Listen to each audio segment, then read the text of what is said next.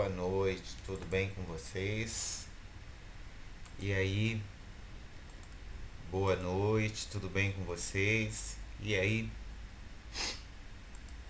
vamos dar início à aula 10. Eu separei para a gente estar conversando essa parte especial que trata de ações para recebimento do crédito.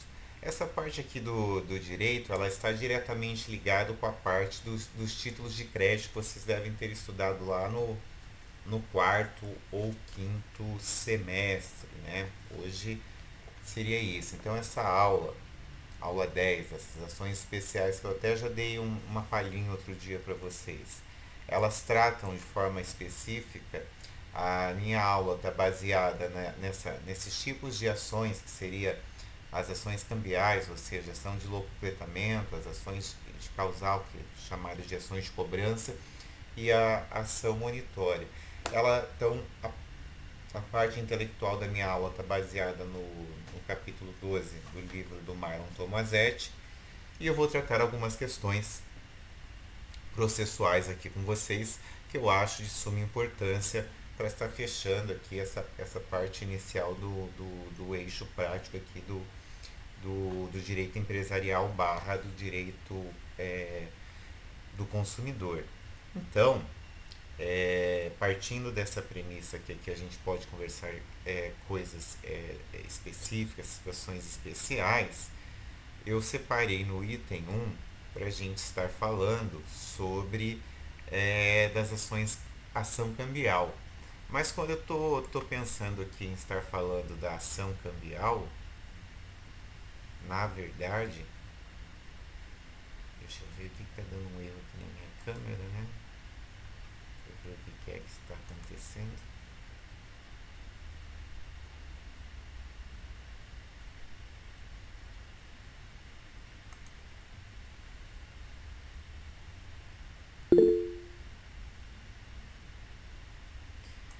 Eu tô só um pouquinho, William.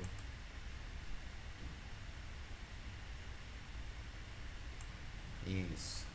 Então agora acho que deu certo aí para vocês também, né? Isso. Então, essa aula 10 são aquelas ações específicas que a gente trata de com referência, que são seria a ação de execução, as defesas na ação de execução, as ações de locupletamento ilícito ou enriquecimento sem causa e ação de cobrança e ação monitória. Então eu coloquei aqui de maneira da parte geral, peguei e estou lembrando que vocês já são doutores nisso aqui. Então, quando a gente está falando em ação cambial, a gente está pensando em título de crédito. Então, se a gente está pensando em título de crédito, eu vou abrir aqui o meu CPC, ó, eu estou indicando aí para vocês, artigo 829. Eu estou com o meu CPC aqui. O artigo 829 é aquele famoso artigo que está destacado em amarelo aí, que diz o seguinte: o executado será citado para pagar a dívida no prazo de 3 dias a contar da citação. Então, daí vem lá no parágrafo 1º. O mandato de citação constarão também a ordem de penhora e avaliação a serem cumpridas pelo oficial de justiça, tão logo verificado o não pagamento no prazo assinalado de tudo, lavrando-se auto com intimação do executado. Essa aqui é uma parte do direito que nós advogados a gente gosta bastante. Então, numa ação de execução, por exemplo, o devedor ele é citado para efetuar o pagamento em 3 dias, que é esse artigo que eu acabei de ler. Então, pensando aqui nos títulos de crédito, mas quais são as formas dessas ações, dessa ação cambial? Então, a gente teria duas possibilidades. A gente teria a possibilidade, a primeira delas, da forma direta, que é aquela daqueles que deram aceite no referido título ou dos que se tornaram avalistas, né? Lembrando vocês que nos títulos de crédito o aval é uma garantia autônoma. Então, como é uma garantia autônoma, ainda que seja desfeito o título, né, o problema ali, a questão principal, o aval persiste. Cuidado que essa é uma exceção a todo o direito, a tudo aquilo que a gente está acostumado a trabalhar no direito civil. Então, de forma direta, o aceitante, quem foi o aceitante? Aquele que aceita, né, dá o aceite lá numa letra de câmbio ou numa duplicata. Nota promissória e cheque não tem aceite. Avalista é aquele que é devedor junto, ele colocou lá o nome dele como avalista. Ou pode ser também uma ação de regresso, que seria aquela ação, né, contra os devedores, os codevedores. Seria aquele lá que seria o emitente, o endossante. E lembrando que em alguns casos, para você não poder fugir ali da questão da prescrição dos co-obrigados, você precisa do protesto tempestivo.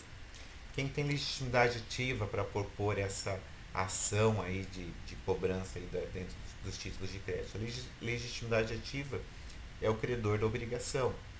E quem é que possui a legitimidade passiva para figurar aí no rol aí dos requeridos? Todos aqueles que se obrigaram com referência ao título. Foro competente, como é que eu vou decidir qual é o foro competente para eu ajuizar uma ação como essa? Artigo 781, eu estou com o meu código aqui, ó. Artigo 781 é o artigo que trata da competência. Então, ali eu já até fiz a anotação para vocês, ó, domicílio do executado, ou do domicílio da eleição constante ali do título, ou da situação dos bens a que a ela esteja sujeito. Ela quem? A execução. Então, isso aí a gente estaria falando de maneira bem geral referente às ações ou à ação cambial. De maneira mais específica um pouquinho, ainda pensando nessa parte procedimental ou processual, que eu acho que vocês são um pouquinho carentes ainda de algumas informações, qual é o objeto aqui em uma ação envolvendo um título de crédito, seja uma nota promissória ou seja um cheque? Não vou nem entrar no mérito da letra de câmbio. A duplicata eu acho que pode ser usual ainda assim. Agora a letra de câmbio acho que não, mas a nota promissória e o cheque, dificilmente vocês não vão cruzar com isso aí no escritório de vocês. Então, objeto. Qual é o objeto aqui de uma ação de execução, de uma ação de cobrança, de uma ação de locupletamento ou até mesmo de uma ação monitória?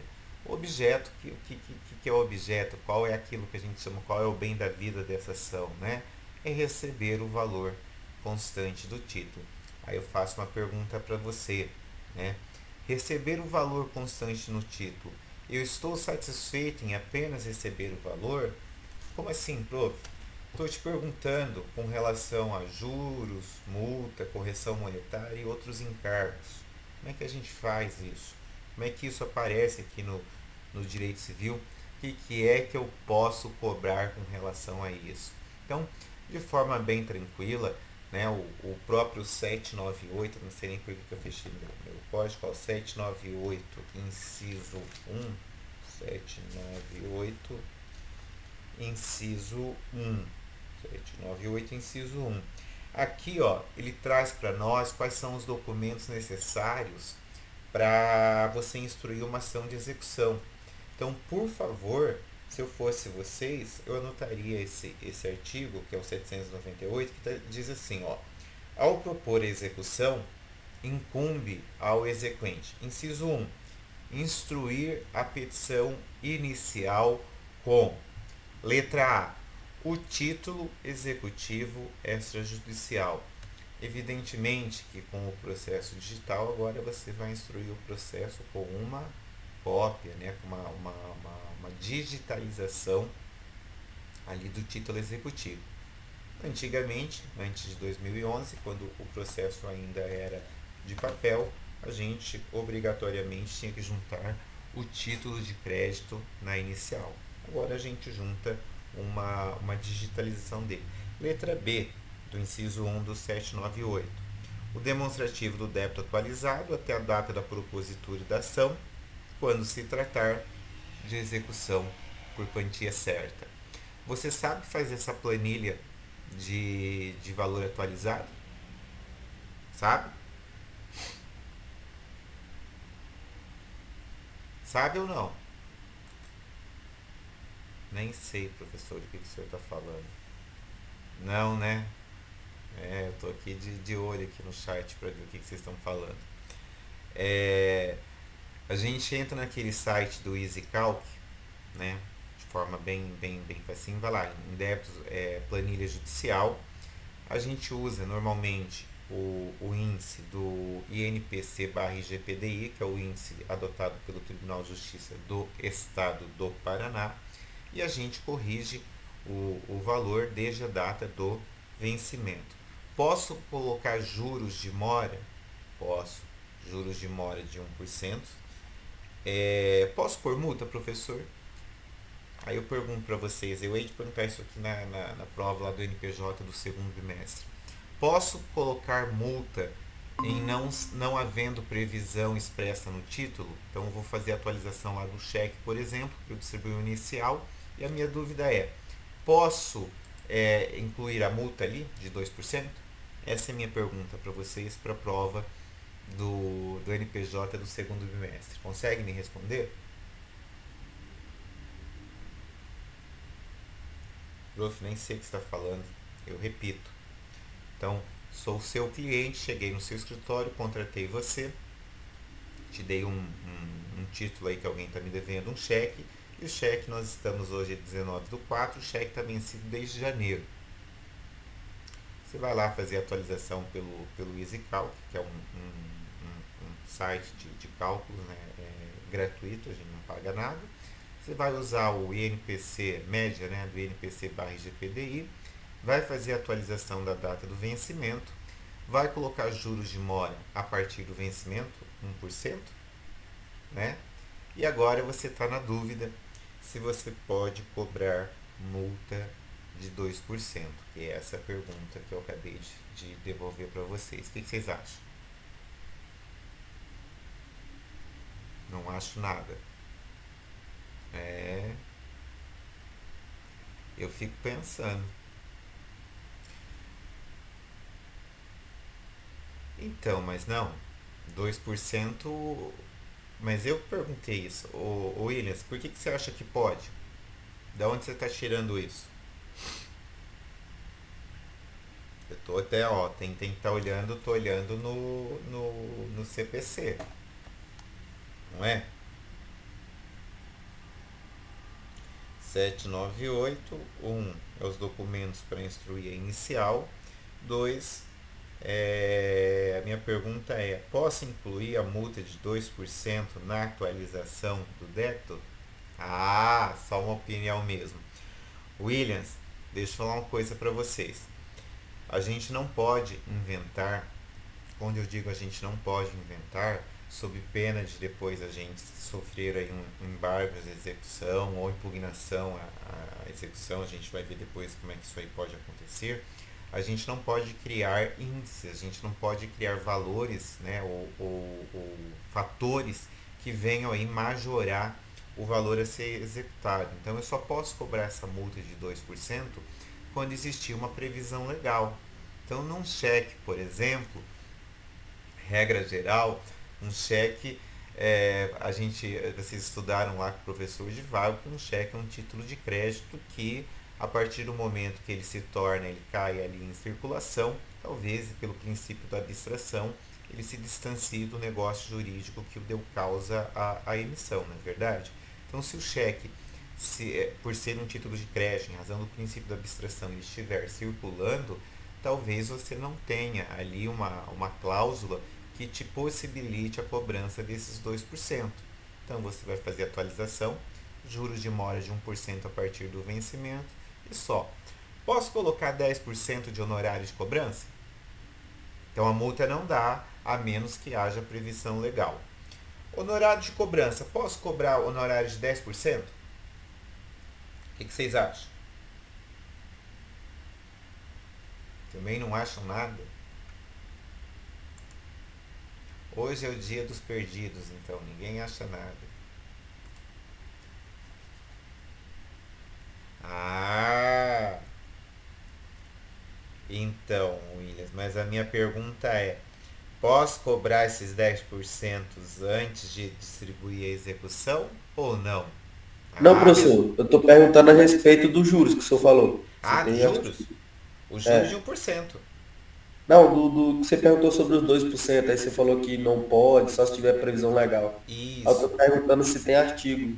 Ó, o artigo 798, no inciso 1, ele traz letra A, letra B, letra C e letra D, quais são os documentos que você deve apresentar junto com a execução. Daí no inciso 2, quer ver, ó, no inciso 2 ele coloca assim, ó, indicar, letra A, a execução e sua referência, letra B, os nomes, ele não vai, assim, na letra do parágrafo único, está escrito assim, ó, demonstrativo do débito deve conter o índice de correção monetária adotado, lembra que eu falei, médias do INPC/GPDI, os termos inicial e final da incidência do juro e correção monetária, a periodicidade, isso é, qual é o período que você está cobrando o juro, e a especificação se houver desconto realizado. Ou seja, 798, parágrafo único e seus incisos. Mas aí não fala da multa dos 2%, por quê? Porque a multa dos 2% tem que haver a pactuação entre as partes. Você não pode pegar um cheque, né, que digamos assim, vou fazer execução do cheque, que é um título de crédito. Eu não posso atualizar ele com juros lá desde a data do vencimento, mais atualização monetária, mais juros, não posso pôr os 2%. Daí minha segunda pergunta, Williams. Então a primeira eu acho que eu consegui responder, que os 2% a menos que exista a previsão legal. Então, normalmente aí boletos tem a incidência dos 2%, taxa de condomínio, contratos, de forma geral as pessoas colocam lá multa de 2% sobre o atraso. Se não constar, não posso cobrar. Multinha, os juros eu posso. E aí a pergunta é, e os honorários dos 10%, eu posso cobrar? Sem distribuir execução? Posso falar, ó, estou com um cheque aqui de R$ 2.000, ele está vencido desde janeiro, eu quero cobrar 10% de honorários, 10% vai dar R$ 200. Posso cobrar isso? Se não houver execução, penso eu que não dá para você justificar isso aqui, entendeu? Então, voltando ali pro slide, ó, ali eu coloquei ali, ó, no segundo travessão, qual que é a documentação para você estar ajuizando aí uma ação de execução. O 7981, que seria a planilha do débito, que é isso que a gente acabou de conversar. O 798, inciso B, inciso B não, letra B, protesto, que seria o artigo 53 da LUG, é naqueles casos em que o protesto é exigível. Professor, eu não lembro mais quando é que o protesto é necessário quando a gente se trata de título de crédito. Bom, acredito que vocês não tenham sido meu aluno dessa disciplina, mas eu vou falar agora e você vai se lembrar para o resto da sua vida. Em ocorrendo o vencimento aí de um título de crédito, entendo coobrigados. Quem são coobrigados? Endossantes, avalistas dos endossantes, é, coobrigados com relação ao obrigado principal. Houve o vencimento do título, faz o quê? Procita-se o protesto. Por quê? Porque em alguns casos, para você poder exigir a obrigação desses coobrigados, você precisa fazer o protesto tempestivo. Então, alguns o prazo é de 6 meses, outros o prazo é de 1 ano. Então, eu sempre digo para os meus alunos, para que não ocorra, você não incida aí na prescrição e perca o direito aí processual de estar fazendo a execução contra um dos coobrigados, venceu o título, faço protesto contra todos. Ah, não tem coobrigado, é só o emitente ali do cheque. Bom, então aí não há necessidade de você fazer o protesto, porque o prazo prescricional vai ser o prazo comum, que normalmente é de 3 anos para ação de cobrança, em reduzindo em alguns tipos de ação. Então, se não há coobrigados, você não é que fica dispensado, não é necessário o protesto. Por isso que eu coloquei ali, ó, artigo 53 da LUG, se for o caso. Então, não é em todos os casos que a gente é necessário fazer o protesto. Procuração, nos termos do artigo 104 do CPC, vamos dar uma olhadinha aqui para o artigo 104. Artigo 104. O artigo 104 é aquele que diz que o advogado não será admitido postular em juízo sem procuração, salvo para evitar preclusão, decadência ou prescrição, ou para praticar ato considerado urgente. Então, o artigo 104 é aquele que diz da obrigatoriedade de você ser constituído procurador por meio de uma procuração. Artigo 104, anote ali.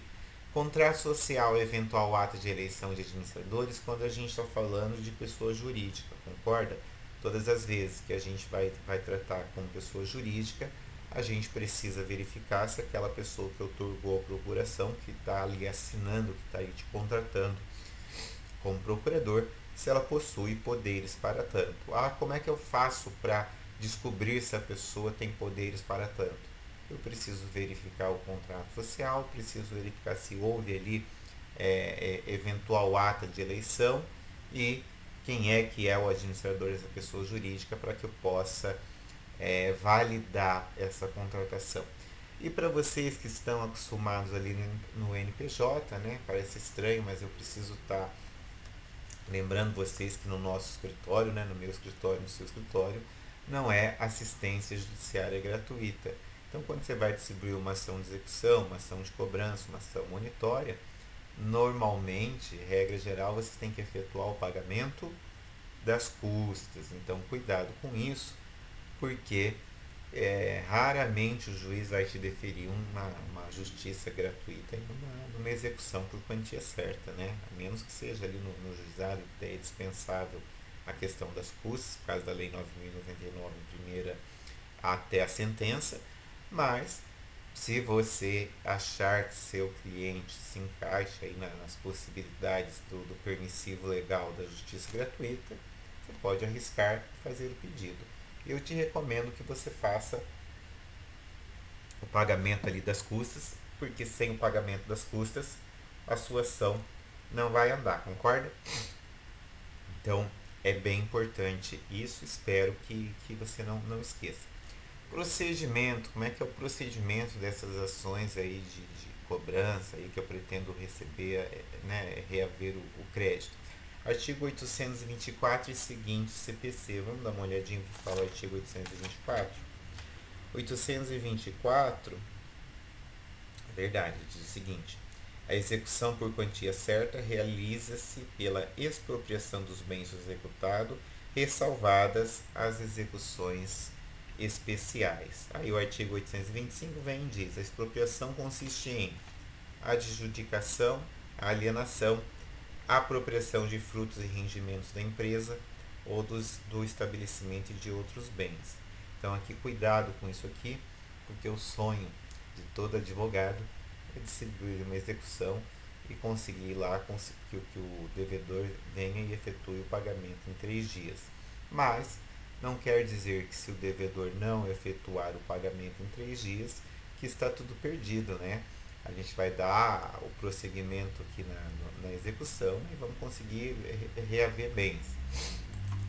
Então, seguindo aqui, ó, o item 1.1 do que eu quero conversar hoje, que agora a gente começa um pouquinho mais na parte processual, que eu acho que é o que mais nos interessa.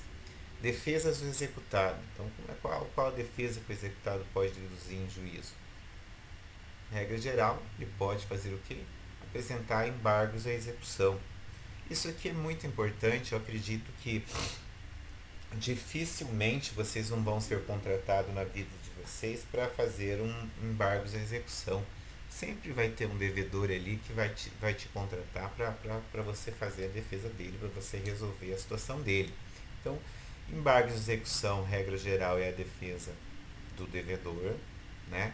É uma ação autônoma, ela funcionaria como sendo uma ação de conhecimento. Inclusive, lembra da história do XX que vocês adoram colocar lá no NPJ para mim?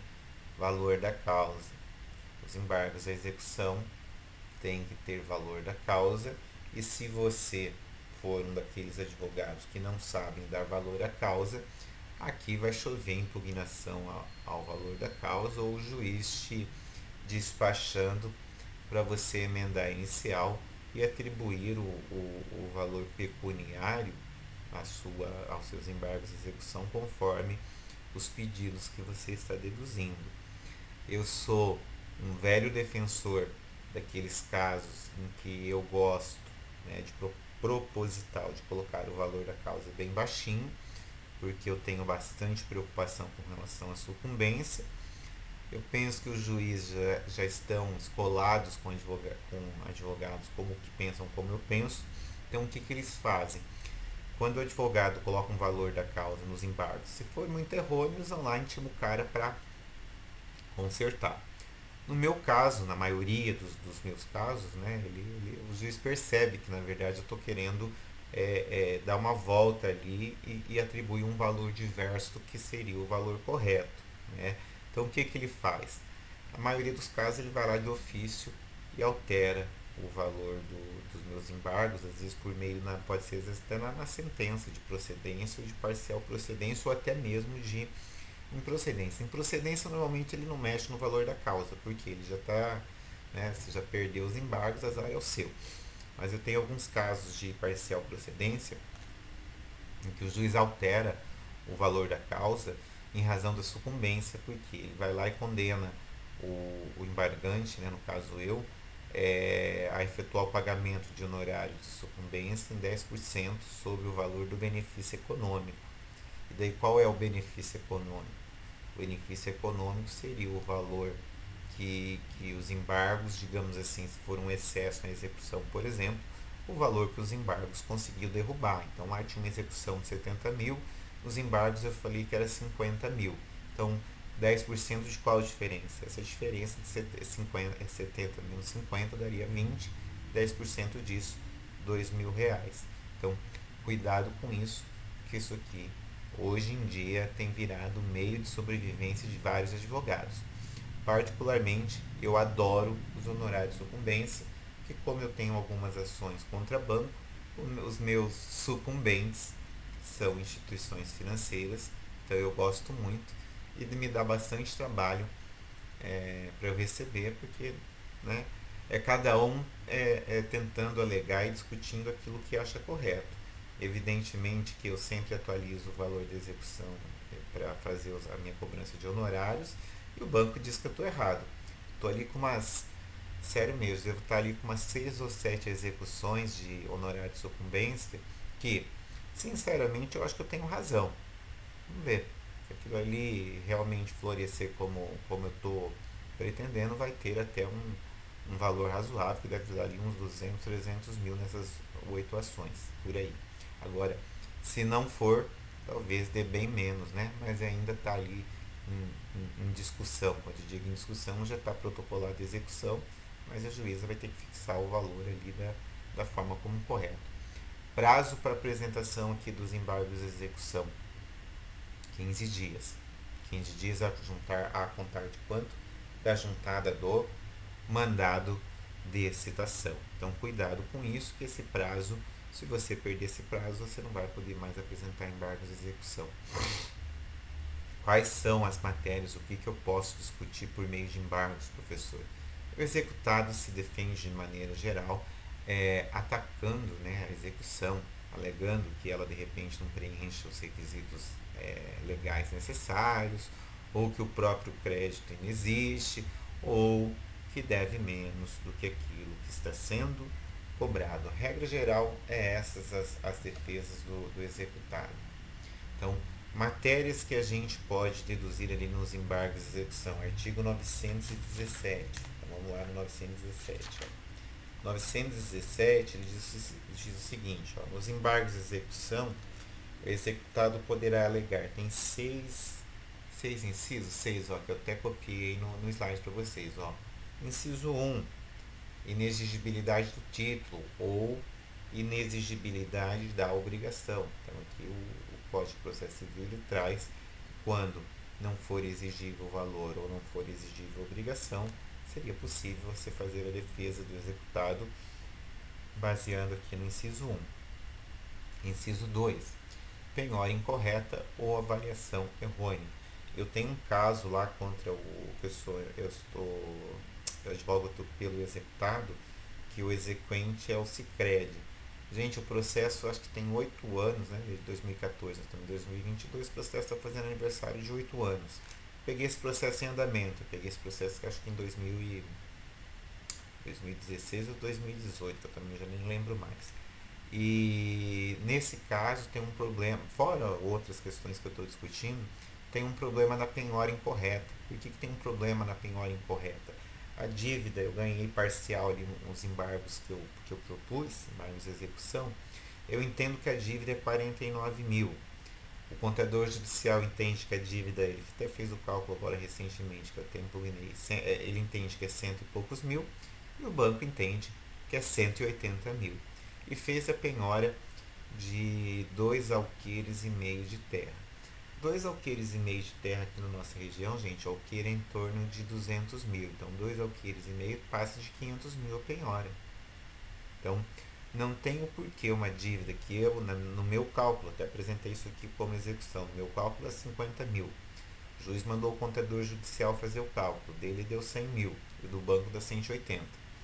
Esse caso eu não vou engolir esse cálculo de 100 mil pelo seguinte, é um cálculo que eu consegui um provimento na sentença para mudar a questão do índice aplicado no contrato. Então era um contrato de financiamento com vencimento de sucessivas parcelas.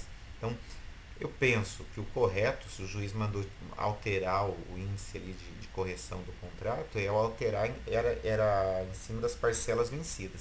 Então eu tenho que alterar sobre cada vencimento, concorda? O problema é que essas parcelas eram feitas débito em conta corrente. Então o que o banco fez para ajuizar a ação? Ele tirou um extrato da conta corrente, pegou o saldo devedor, pegou a cópia do contrato e distribuiu a execução. O juiz mandou ver, desceu a caneta. Quando eu entrei no processo anos depois, eu falei, pera lá, mas o título executivo tem um problema. Né? Você não pode vir executar aqui o saldo devedor da conta corrente, porque o que está te dando origem à execução, ao crédito, é o contrato de financiamento. Então, como eu consegui essa reforma quanto ao índice, eu entendo particularmente que tem que substituir cada parcela que estava em aberto pelo índice, que agora é o INPC/GPDI, e calcular juros de mora até a data de hoje. Ah, quanto isso vai dar? Na minha conta deu 50 mil. Ah, por que na conta do contador judicial está dando o dobro? Não é que está dando o dobro. Ele está pegando o valor da execução lá de 2014, que o banco já tinha feito essa continha que eu estou te falando errada. Pegou o extrato da conta corrente e protocolou ali como sendo planilha da inicial. Então, não sei se vocês estão entendendo o que eu estou falando. Quando o correto é você pegar as parcelas e fazer a planilha, como aqui o artigo diz. Você vai apresentar a planilha atualizada. O que o Banco Espertalhão faz? Vai lá e pega o extrato da conta corrente e protocola como sendo a planilha. Mas não é a planilha. Sabe por que não é a planilha? Porque até chegar naquele valor está correndo juros de 14% ao mês, que é o juro de cheque especial.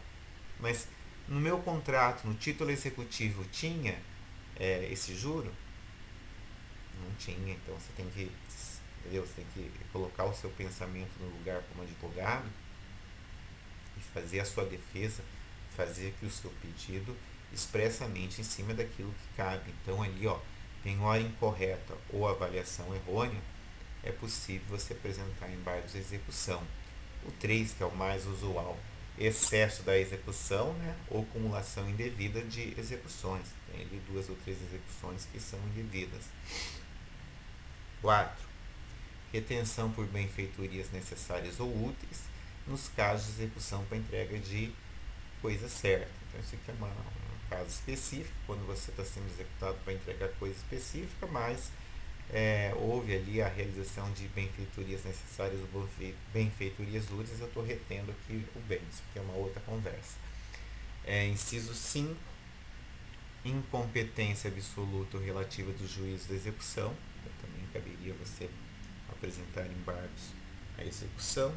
6º, qualquer matéria que lhe seria lícito deduzir como defesa em processo de conhecimento. Então, lembrando que o processo, os embargos de execução, é uma ação autônoma, uma ação que vai ter pagamento de custo, é uma ação que vai ser distribuída em apenso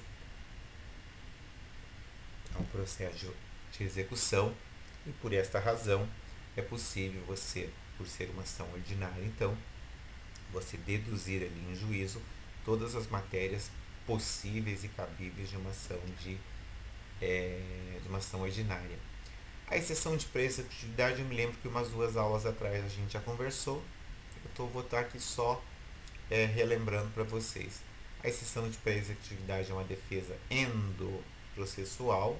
Então, eu gosto bastante de tratar isso aqui como um incidente processual. É feito por simples petição no processo de execução. Isso aqui a gente já conversou também. Qual é o prazo para exceção de preço e executividade? Não tem prazo.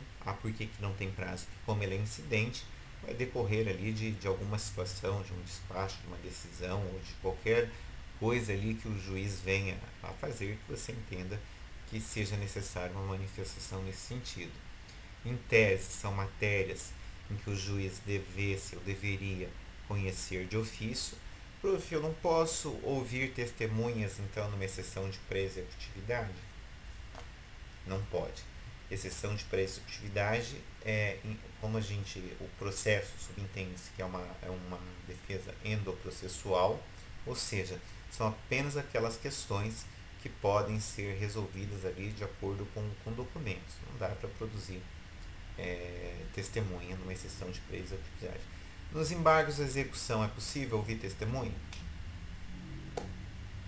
Pergunta da prova: é possível? É possível, desde que cabível. Os embargos de execução é cabível se a matéria for pertinente a isso. Não há garantia na execução. Então, a exceção de pré-executividade a gente já viu que é bem interessante. Eu acho que eu também tangenciei com vocês algumas aulas atrás. Eu me lembro que no presencial eu falei disso. Mas quando a gente foi para o remoto aqui, eu não sei se eu cheguei a falar. Ação de locupletamento ou enriquecimento sem causa. Essa daí é uma ação secundária. Como assim uma ação secundária, professor?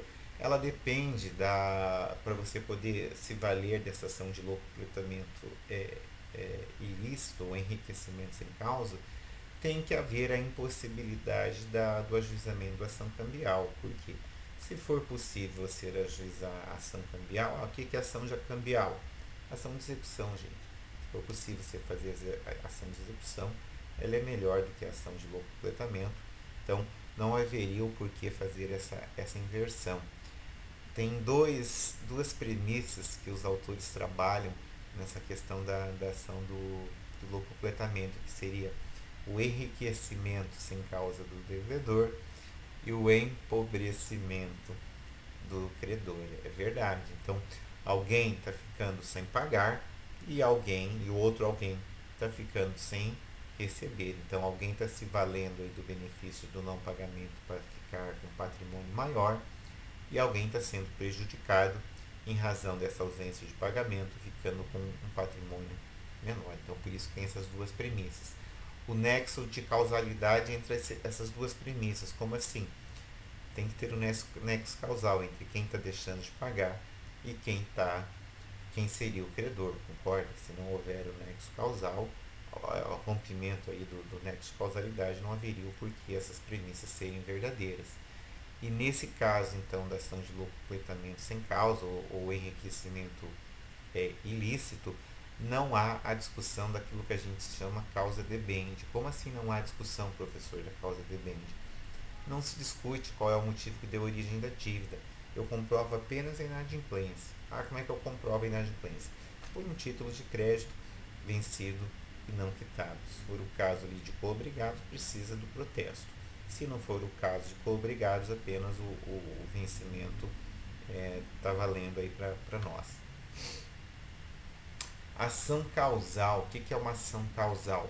É a famosa ação de cobrança. A ação de cobrança é uma ação ordinária, é uma ação que se pretende a discussão da causa debende, ou seja, eu vou discutir sim aquilo que deu origem ao negócio jurídico. Então há uma discussão aqui entre essa relação jurídica que deu origem ao título e a questão da inadimplência, concorda? Porque se há o adimplemento, não tem o porquê eu estar deduzindo aqui uma ação de cobrança. E tem aqueles casos também que vocês já devem até terem se esquecido, que é aqueles casos quando o devedor No caso, por exemplo, da duplicata, que você encaminha a duplicata para ele emitir ali o seu aceite. Então, lembrado que existe aquela possibilidade de ele reter a duplicata até a data do vencimento. Então, lembrados, isso é uma propriedade ali do devedor de uma duplicata. Mas naquele caso, acontece o que? Tem uma emissão de um recibo que ele vai estar dizendo que ficou com o título, que daí pois, seria possível você fazer a execução por falta de devolução do título. Então, por isso que eu coloquei ali, ó, devolução do título ao devedor. Então, quando existe essa ausência de devolução de uma duplicata, por exemplo, ao emitente, então é possível você fazer a competente ação de execução apenas com essa contraordem, ou até mesmo com esse protesto para configuração do não aceite ou não devolução ali da duplicata. Isso aí, acho que vocês devem estar com isso aí na ponta da língua para a OAB. E o último item, que seria a questão da ação monitória. Esse aqui eu até queria ter escrito mais, mas não deu tempo de escrever tudo que eu queria nesse slide. Por quê? Na ação monitória, a gente precisa se lembrar que é um procedimento especial. Se é um procedimento especial, então eu não devo tratá-lo como regra. Como assim eu não devo tratá-lo como regra? A regra geral é eu fazer uma ação cambial. O que é uma ação cambial? Ação de execução, aquela que ó, o sorriso do advogado vem aqui até aqui em cima. O devedor é citado para efetuar o pagamento em 3 dias sob pena de penhora. Então essa é o que a gente mais gosta. Mas também existe aquela ação que a gente acabou de ver ali atrás, que é a ação de locupletamento ilícito, para aqueles casos em que houver tido já a prescrição da execução, né? Então prescreveu o tempo ali de entrar com a execução do título, então cabe ainda eu fazer a ação de locupletamento, ou se eu quero discutir a causa, então eu não tenho título, ou eu quero discutir a causa do negócio jurídico, eu vou ajuizar uma ação de cobrança. Em último caso, se eu tenho título ou eu não me encaixo ali nem na ação de execução por prescrição, já passou também de repente a ação do locupletamento e não é o caso de ação de cobrança, eu posso me valer de uma ação monitória em que eu, como advogado do autor, eu decido se eu quero apresentar na minha petição inicial causa debende. O que é a causa debende? Se eu quero falar sobre qual é o negócio jurídico que deu origem a essa dívida. Se eu não falar na minha petição inicial, ela está errada? Ela não está errada. Cabe a você, como advogado do devedor, verificar que o advogado do credor não falou isso na inicial. E se for interessante para você, se isso aí for matéria da sua defesa, você pode vir aqui e apresentar a discussão da causa aqui do negócio jurídico entre as partes. Se não for interessante para você, como assim não é interessante, professor? É mero inadimplemento, né? A pessoa não pagou porque ela não tem dinheiro. Aí não adianta muito vir discutir causa debende, porque não vai mudar muito a história, concorda? Inadimplemento é falta de pagamento. Então, por que você não pagou o cheque? Porque eu não tinha dinheiro, né? Claro que algumas vezes fica mais confortável, digamos assim, a discussão quando você leva essa discussão para a causa debende, porque às vezes você consegue o jus esperneandi, como a gente sempre diz. Mas tecnicamente falando, né, eu particularmente gosto, prefiro tratar aqui com vocês e na minha advocacia ali, eu gosto mais de processos técnicos, né? Eu gosto mais de eu saber o que eu estou fazendo, se está correto ou não está correto, se é plausível ou não é plausível. Eu acho que isso para vocês que estão se formando, eu acho que é bem importante. Eu gostaria bastante que vocês tivessem noção disso que eu estou dizendo. O que é noção disso que eu estou dizendo? Não é sair fazendo o embargo, né, os embargos de execução, não é sair fazendo aí a contestação da ação monitória, não é por aí sair fazendo a contestação da ação de locupletamento sem você entender a matéria. Então, a primeira coisa que você tem que fazer é lembrar dessa aulinha aqui que eu estou Estou dizendo aulinha porque é uma aula curta que vai ter no máximo aí 60 minutos. Então você se lembrar, numa aula como essa, que tecnicamente eu expliquei para você de que cada uma dessas defesas do executado, ou até dessas ações que possibilitam você efetuar a cobrança de determinados créditos, elas têm um objetivo e têm aqui um rito processual próprio. Então, em algumas é possível a discussão da causa debende, como aqui na questão da defesa da ação monitória, ou não. Na ação, aquelas ações causais, ação de cobrança, há discussão. Na ação de locupletamento não há discussão. Na ação de execução, simplesmente na execução também não há a discussão da causa debende. Pode até haver a discussão nos embargos de execução, mas só se você se encaixar na questão ali dos artigos, dos incisos do 917. Se você não se encaixar nisso, então, meus nobres colegas, o que eu quero dizer para vocês é que não é todo devedor que tenha uma defesa que seja satisfatória. Ah, professor, então o senhor quer dizer que se eu pegar um executado, né, o senhor está dizendo que não há como eu fazer embargos de execução? Não é isso que eu estou lhe dizendo. Estou te dizendo que tecnicamente você não vai poder prometer para o seu cliente aquilo que processualmente não há previsão. Você pode dizer, olha, a gente vai fazer aqui uma defesa, a gente vai tentar discutir aqui a causa debende, uma série de outras coisas. Mas, tecnicamente, isso não vai ser aceito pelo juiz.